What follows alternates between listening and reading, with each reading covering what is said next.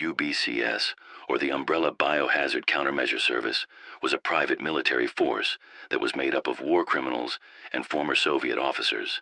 Their main goal was to rescue civilians and Umbrella personnel alike, and to defeat BOW threats, unlike the U.S.S. or the Umbrella Security Service, which was made to secure assets and to assassinate anyone deemed a threat to Umbrella.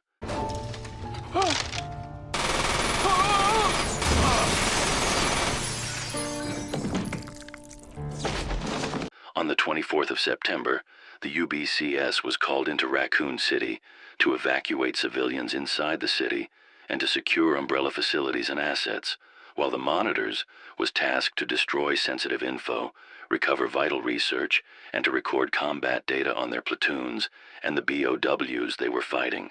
The U.B.C.S. was slaughtered in mere seconds of dropping into Raccoon City due to the overwhelming threats of zombies and whatever Umbrella was creating at the time. Where are they?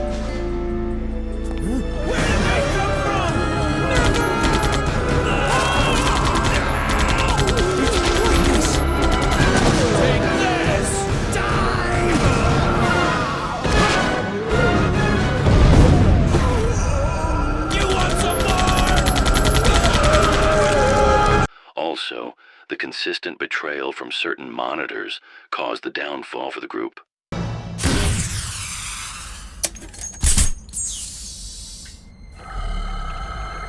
Hey, something's wrong. Sir, let's regain our distance then. What the?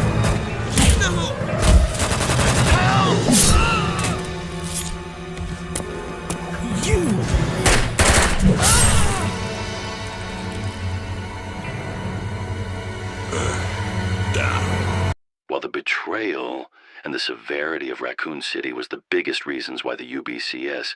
and even Umbrella as a whole failed, the main issue was the lack of good planning and equipment choices that was their ultimate downfall.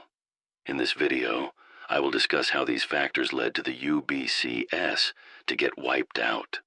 U.B.C.S. members were equipped with modern weapons at the time, such as the newly released M4A1 carbine, Sig Sauer SP 2009, Benelli M3 shotgun, MP5 variants, PSG-1, AT-4 rocket launchers, and various grenades.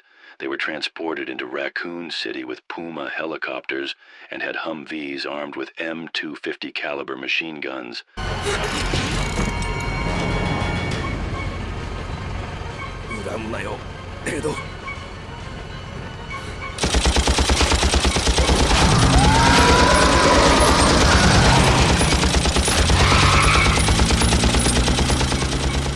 This is a respectable arsenal, especially for a new fighting force, but was lacking during the raids in Raccoon City. Most went in with just M4s and MP5s against the barrage of BOWs that overwhelmed them with ease, taking multiple rounds to put down, and the cramped alleyways made things even worse. Most members went in with very little backup and firepower to counteract these assaults. The lack of high casualty producing weapons like belt-fed machine guns were sorely needed in these encounters, and the lack of explosive weapons like grenade launchers weren't in widespread. Granted, the rounds from a 40mm grenade launcher won't detonate at the very close distances they saw themselves in, but can be used in advantage points to stop a horde from being created. The U.B.C.S. also lacked air support to quelch the never-ending hordes. Helicopters like the MH-6 Little Bird could be used to devastating effect against BOW threats with their vast arsenal of miniguns and rockets, while also serving as a transport vehicle for members to respond to the needs on the ground and getting into various advantage spots. While the U.B.C.S. had transport vehicles like the Humvee, the crowded streets filled with abandoned cars and the small size of the city means they had limited use outside of a couple of areas. These challenges restricted these troops to maneuver through these obstacles, which slowed them down and risk of being ambushed. As stated before, the lack of high casualty producing weapons like belt feds and grenade launchers was the biggest hindrance for these squads, but was even more of a problem for defending evac spots like the clock tower, as the amount of firepower needed to defend it was massive as the undead regrouped and attack at any chance they got, which led to the clock tower being overran. Everything I talked about in this video was one of many mishaps of the U.B.C.S.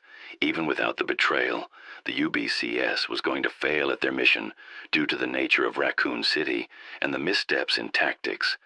Thank you for watching and have a nice day.